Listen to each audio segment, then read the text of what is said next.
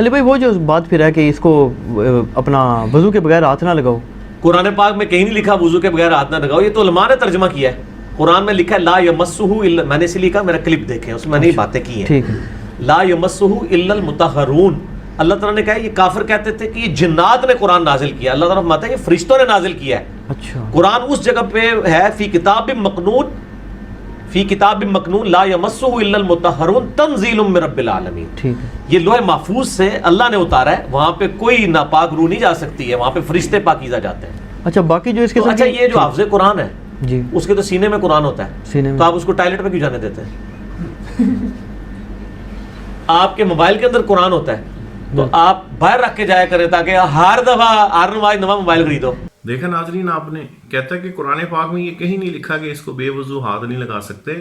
یعنی جھوٹوں کا یہ بادشاہ ہے اور ذرا سی بھی اسے حیا نہیں آتی کہ اللہ اور اس کے رسول پاک علیہ الصلوۃ والسلام پہ جھوٹ بول دیتا ہے منہ کھول کے. اور حالانکہ معجم صغیر جزء ثانی کے اندر اللہ کے رسول پاک علیہ الصلوۃ والسلام کا فرمان پاک موجود ہے کہ فرمایا قرآن پاک کو وہی ہاتھ لگائے جو پاک ہو. اور پھر خود اس کا بابا ابو العلا مودودی وہ قرآن پاک کی اسی سورہ واقعہ کی آیت نمبر 79 کے تحت کیا لکھ رہا ہے؟ وہ لکھ رہا ہے کہ حضرت سیدنا سلمان فارسی رضی اللہ تعالی عنہ کے نزدیک قرآن پاک کو بے وضو ہاتھ لگانا جائز نہ تھا، اور یہی مسلک حضرت سیدنا سعد بن ابی وقاص اور جناب عبداللہ ابن عمر کا تھا. یہ وہی عبداللہ ابن عمر ہیں چڈو صاحب جن کے بارے میں تم کہتے تھے کہ جب کسی نے مسئلہ پوچھا اور انہوں نے کہا جناب عمر فاروق تو یوں فرماتے ہیں، تو انہوں نے کہا کہ میں تمہیں اللہ کے رسول کا فرمان سناتا ہوں، تم جناب عمر فاروق کی بات کرتے ہو. تو چڈو صاحب یہاں پہ آپ کو عبداللہ ابن عمر بھول گئے، اللہ کے رسول کا فرمان بھول گیا، کیونکہ یہاں پہ آپ نے ایک مسئلے کو پروموٹ کرنا تھا، وہ میں آگے چل کے بتاتا ہوں. اور یہاں پہ تو آپ نے اپنے باب مودودی کو بھی چھوڑ دیا. تو ناظرین اس کے بابے بھی اس کے کرائے کے ہیں، جب دل چاہتا ہے کرائے پہ ان کو لے لیتا ہے، اور جب مطلب کی بات رہا ہو تو ان کو ٹھڈا مار کے سائڈ پہ کر دیتا ہے. اب مودودی خود لکھ رہا ہے جلیل القدر صحابہ کرام جو ہے وہ ان کا یہی مسلک تھا. اس کے بعد وہ مودودی لکھ رہا ہے امام حسن بصری اور حضرت ابراہیم النخعی علیہم الرحمہ ان کا بھی یہی مسلک تھا کہ وہ قرآن پاک کو بے وضو چھونے کو مکروہ جانتے تھے. عطا، طاؤس، امام شعبی اور قاسمین محمد ان کا بھی یہی مسلک تھا. حتیٰ کہ شواف، حنابلہ، مالکیہ، احناف سب کے سب اس بات پر متفق ہیں کہ بغیر وضو کے قرآن پاک کو ہاتھ لگانا جائز نہیں ہے. لیکن اس نے مودودی کی تفسیر کو ضرور پڑھا ہے جو ہمارا گمان ہے، لیکن وہاں سے اس نے اٹھایا کس کو ہے؟ ابو داؤد ظاہری کو، ابن حزم کو، جو وہابیوں کے مانوی آباؤ اجداد ہیں، اور اوپر سے کہتا ہے نہ میں بابی نہ میں وابی. تو جناب وابی تو یہ ثابت ہو چکا، یہ سب کچھ ہے، صرف اہل سنت مسلک کے دشمنی جو ہے وہ اس کی گھٹی میں گھسی ہوئی ہے. حقیقت میں دیکھیں تو یہ کسی کا بھی نہیں ہے، اور وقت آنے پر اگر یہ ہوتا ہے تو پھر یہ وہابی کا ہوتا ہے، رافضی کا ہوتا ہے، قادیانی کا ہوتا ہے. لیکن اہل سنت کے خلاف بہرحال یہ اس کا پروپیگنڈا پکا ہوتا ہے کہ جو مسلک اہل سنت کے خلاف ہمارے معتقدات ہوں گے ان کے خلاف اس نے بات کرنی ہے. اور دلیل جب اٹھانے کی باری آئے گی پھر اللہ کے رسول کا فرمان بھی چھوڑ دے گا، صحابہ کرام کو بھی چھوڑ دے گا، اور اٹھا کے کس کو لائے گا؟ ابو داؤد ظاہری کو، ابن حزم کو. اور جب ہماری باری آئے گی کہے گا یہ تو فقہ پڑھتے ہیں، یہ تو امام اعظم کی تقریر کرتے ہیں. تو امام اعظم تو فرماتے ہیں حدیث رسول جب آئے تو میرے مسئلے کو چھوڑ دو. تو حدیث رسول آئے تو پھر ابو داؤد ظاہری اور ابن حزم جیسے ان کو چھوڑ دو. چڈو صاحب آپ کو کوئی پرابلم ہو رہا ہے؟ حالانکہ امام اعظم ابو حنیفہ علیہ رحمہ نے یہ مجتہد کے لیے یہ فرمایا تھا کہ اگر مجتہد ایسی حدیث پائے، کسی ایرے غیرے نتھو خیرے کسی چڈو کے لیے نہیں، انہوں نے کہا تھا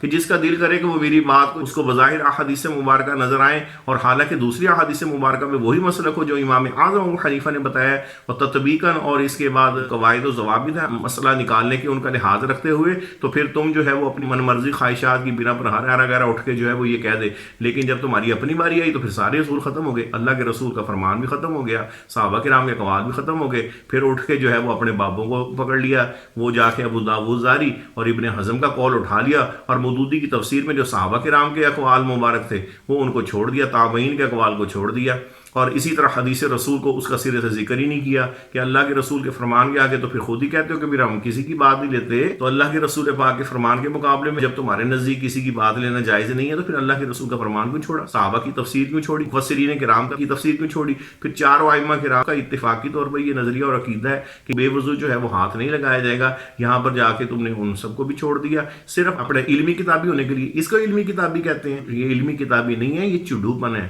چڈو صاحب اپنے اس جھڈوپن کو دور کرے اور امت مسلمہ میں افتراق و انتشار نہ پیدا کریں، عظمت قرآن کو لوگوں کے دلوں سے نہ نکالیں۔ پھر ساتھ ہی ڈھکوسلا بھی مار دیا کہ چونکہ حافظ قرآن سینے میں قرآن ہونے کے باوجود وہ ٹوائلٹ میں جا سکتا ہے تو پھر بے وضو قرآن پاک چھونے میں کیا حرج ہے، مطلب یہ ہے اس کا کہنے کا۔ تو اس کے جواب میں ہمارا علمی حکنا اس کے لیے پیش خدمت ہے، یعنی مرزا جیلمی کہنا یہ چاہ رہا ہے کہ جب حافظ قرآن واش روم جا سکتا ہے حالانکہ اس کے سینے میں قرآن پاک ہے تو پھر ایک بے وضو شخص قرآن پاک کو ہاتھ کیوں نہیں لگا سکتا۔ تو میں صرف ایک علمی حکنا مرزا صاحب کی خدمت میں پیش کرنے کی جسارت کروں گا کہ چڈو صاحب یہ بتا دیں کہ جس طرح حافظ قرآن ٹوائلٹ میں جانے کی اس کو اجازت ہے تو کیا کتابی شکل میں بھی قرآن پاک ٹوائلٹ میں لے جایا جا سکتا ہے؟ کیونکہ وہی قرآن پاک حافظ قرآن کے سینے میں تو ہے نا، تو پھر وہی قرآن پاک کتابی شکل میں بھی کیا ٹوائلٹ میں لے جایا جا سکتا ہے؟ تو مجھے امید ہے کہ چڈو صاحب میں اتنی جرت ابھی نہیں ہوگی کہ وہ اتنی بڑی بات یہ بھی کہہ دیں اس فورم پہ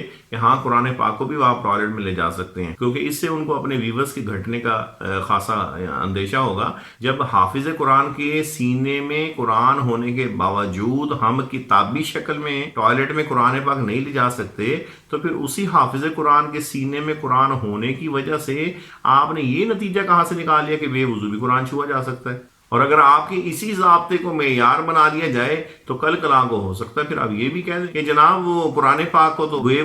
وضو جس پر غسل فرض ہو وہ بھی ہاتھ لگا سکتا ہے۔ اور جب پوچھا جائے کہ جناب چڈو صاحب یہ آپ نے کہاں سے کہہ دیا تو کہے گا جناب یہ دیکھیں جب حافظ قرآن شادی شدہ ہوگا اس پر غسل فرض ہوگا تو وہ ناپاک ہوگا نا، اور اس ناپاکی کی حالت میں قرآن پاک اس کے سینے میں ہوگا، تو جب ناپاکی کی حالت میں حافظ قرآن کے سینے میں قرآن ہو سکتا ہے تو ناپاکی کی حالت میں قرآن پاک کو ہاتھ کیوں نہیں لگایا جا سکتا؟ اور اس سے بھی زیادہ بے حیائی اپنے منہ میں ملتے ہوئے پھر یہ بھی کہہ دیجیے گا کہ جناب قرآن پاک ہو تو ناپاک کپڑے میں بھی لپیٹ سکتے ہیں، اور جب پوچھا جائے چڈو صاحب وہ کیوں تو کہیں کہ جناب دیکھیں حافظ قرآن پر جب غسل فرض ہوتا ہے تو وہ ناپاک ہو جاتا ہے، اور جب وہ ناپاک ہوتا ہے تو قرآن پاک اس کے اندر ہی ہوتا ہے نا، یعنی قرآن پاک اس ناپاک جسم کے اندر ہوتا ہے، تو اگر حافظ قرآن کے سینے میں قرآن ناپاکی کی حالت میں اندر رہ سکتا ہے تو ناپاک کپڑے میں کیوں نہیں اس کو لپیٹا جا سکتا؟ العیاذ باللہ، استغفر اللہ۔ دیکھا ناظرین آپ نے چڈو صاحب کی چولیاں کہ جن کو یہ علمی پھکی کہتا ہے تو اس کا یہ حال ہے کہ اگر اسی کو لے کے آگے چلا جائیں تو بات کہاں تک پہنچتی ہے،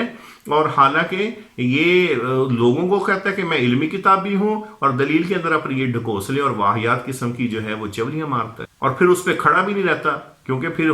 مزہ تو تب ہے نا کہ پھر نڈر ہو کے کہے کہ بھئی جس طرح حافظ قرآن ٹوائلٹ میں جا سکتا ہے تو قرآن پاک کو کتابی شکل میں بھی آپ ٹوائلٹ میں لے جا سکتے ہیں۔ یہ ہے اس کا علمی کتابی ہونا۔ اس طرح کے شیطانی ڈھکوسلوں سے عظمت قرآن مسلمانوں کے دلوں سے نکالنے کی یہ جو کوشش دن رات ہے، اور مسلمات اسلام جو مسلمانوں کے دلوں سے ان کی تعظیم و تکریم نکالنے کی کوشش یہ کر رہا ہے، یہ کوئی نئی بات نہیں ہے۔ پچھلی صدی میں جن لوگ ہی یہ ایجنڈی کر رہے ہیں ان کا جو بڑا تھا مرزا غلام قادیانی، اس کا بھی یہی کام تھا۔ اس نے بھی دین کی جو مسلمہ شخصیات تھیں اور اپنی روحانی خزائن کی 23 جلدوں میں جا بجا ان کے خلاف اس نے بک اور جو ان کی جو بے ادبیاں اور غصہ کی ہیں وہ الامان والحفیظ انسان پڑھ بھی نہیں سکتا، بیان کرنا تو بڑی دور کی بات ہے۔ اور یہ شخص بھی قادیانی ایجنٹ ہو کر قادیانیت کو اور عیسائیت اور یہودیت کو، گمراہی کو نئی پیکنگ کے اندر علمی کتابی کا ٹھپا لگا کر اسلامی لبادہ اوڑھ کر مسلمانوں کو گمراہ کرنے کی دن رات کوشش کر رہا ہے، اور یہی وجہ ہے کہ جس کے لیے ہمیں مجبور ہوتے ہیں